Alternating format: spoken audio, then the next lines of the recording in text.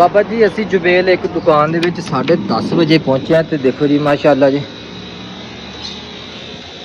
तोते कबूतर चिड़ियाँ घुग्गियां दे बच्चे जी देखो माशाअल्लाह। आ तोते नहीं हुए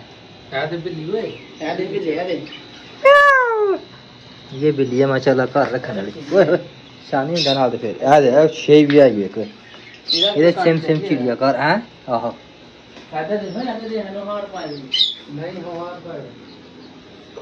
पीछे आ देखो जी बिल्ली घर बिल्ली का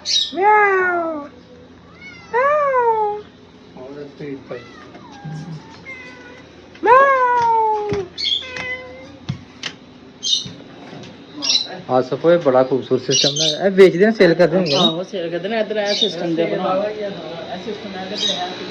माशाअल्लाह। ओरिजिनल मछलियां होंगी। हां ओरिजिनल ना एक एकदम क्या वाली दे है। आहो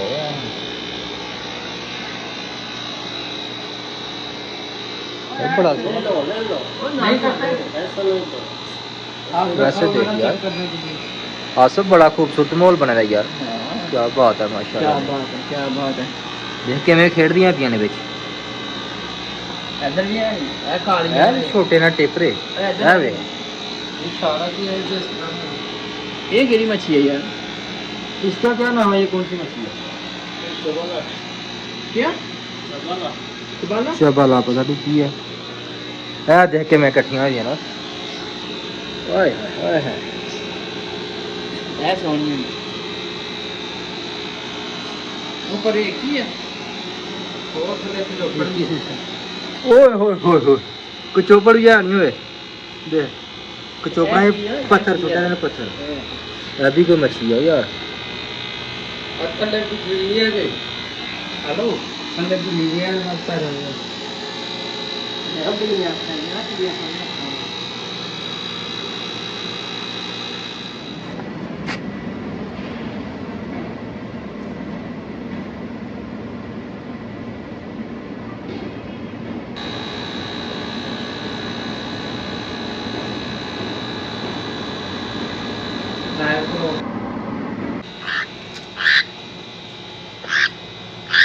ओए सान की नाम है लव बर्ड